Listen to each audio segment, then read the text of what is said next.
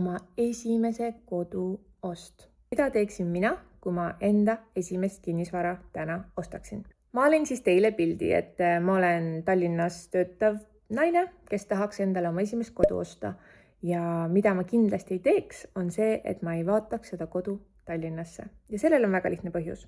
Nimelt Tallinnas on hinnad juba kerkinud suhteliselt kõrgele tasemele.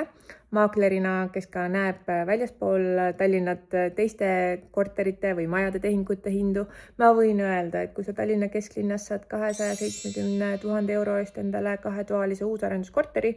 siis sa saad selle sama raha eest Pärnusse maja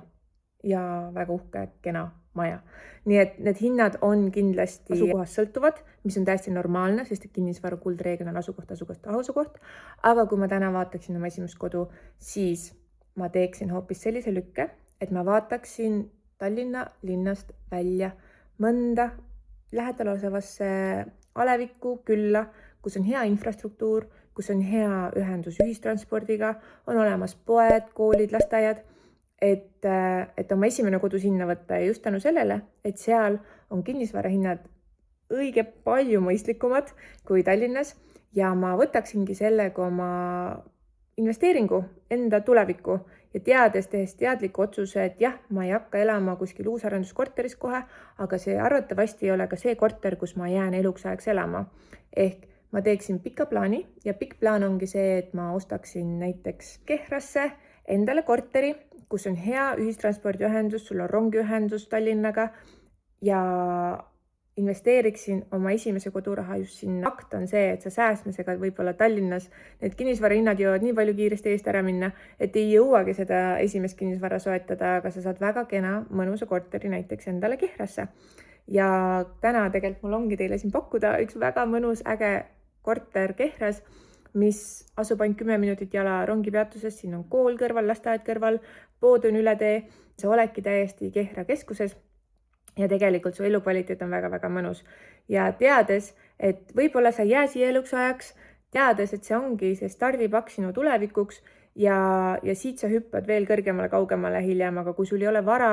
millel saab tekkida väärtuse kasvu, siis ongi väga-väga keeruline jääda seda sissemakset koguma ja pigem on mõistlikum kuhugile teise piirkonda, investeerida see raha ära, panna see oma jaoks tööle, võtta kasu sellest, et sa maksad ju oma kodulaenu tagasi, võtta kasu sellest, et vara väärtus kasvab üle aja ja selle aja peale, kui sul ongi vaja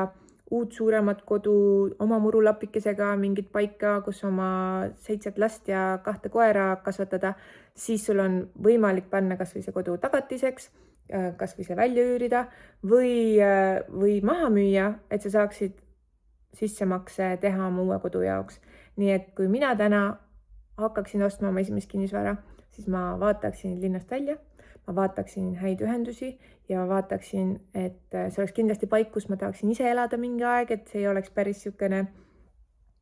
mul on standardid ka, eks ole, mingi päris rääbis, aga et oleks normaalne koht, kus olla, kus oleks hea olla, kus on mõnus olla,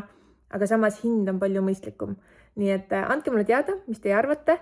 millised on teie väljakutsed olnud kinnisvara ostmisel või esimese kinnisvara soetamisel ja kui kedagi see äge, mõnus, super äge, ma panen pildi ka siia Kehra kodu nagu huvitab, siis andke mulle teada ja lähme seda koos vaatama.